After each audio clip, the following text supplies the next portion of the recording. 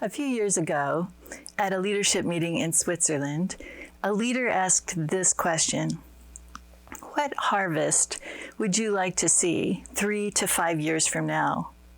It was an arresting question, and people in the audience began to give a variety of answers. And when there was a lull, the leader asked this question: what seeds are you sowing today in light of the harvest that you want to see in the future? Whoa, that really made me stop in my tracks and think. But that is exactly the question that we need to consider when we think of the harvest of sustainable leadership. What seeds need to be sown today that will bear fruit over time? What do I need to do now as a leader that will raise up the kind of leader that I want to see 3 to 5 years from now? Some time ago in another part of the world, Latin America, in fact, I was sitting with a group of national directors, and I asked them, what's the most developmental experience you've ever had? And the energy in the room was instant. One leader after another just began to say, oh, I was given this challenge, and they spelled it out, and I felt so believed in, so affirmed. Another one said, I had this challenge. I had no support. I had no feedback. I had to figure it out, just me and the Lord. And as they went on, there was just a variety of those kinds of responses. And as I looked at the energy in the room, what was most surprising to me was the faces of the leaders who were sharing those stories, because they were reliving the experience of being affirmed, believed in, trusted, and empowered to lead in stretching challenges. That combination of identifying potential in someone and giving an opportunity to do something challenging is one of the most powerful combination of things in the lives of those leaders.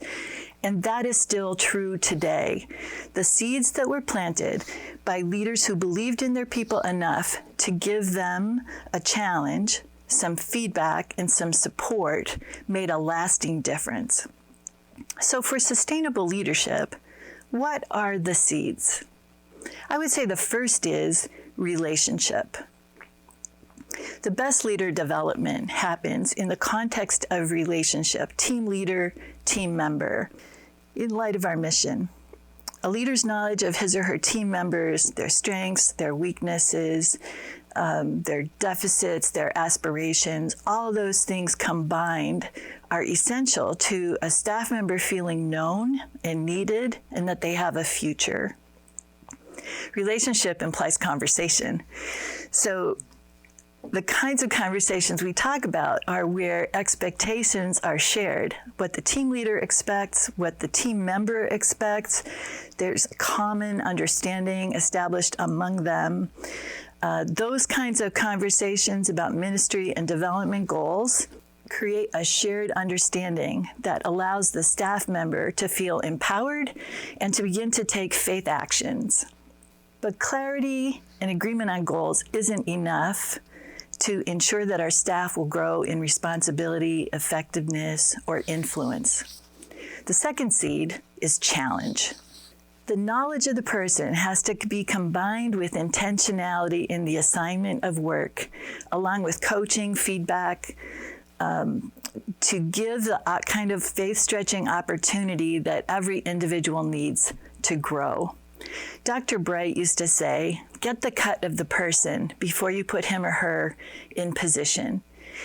In other words, give them a chance to show you what they're made of, what their strengths are, their weaknesses, their work ethic, their attitude, and their faith. So relationship and challenge are two of the seeds that we need to plant for a harvest 3 to 5 years from now. Fertilizer and water would be the feedback and support that the leader gives to the staff member in pursuit of those opportunities. In that group of Latin American leaders, I could see that the seeds of relationship and challenge had borne fruit. And the excitement about those opportunities was still very vivid in their minds and hearts. For many of them, it was a turning point in their leadership. Their character, their competence, and their capacity grew as a result of being entrusted with a challenge and being believed in along the way.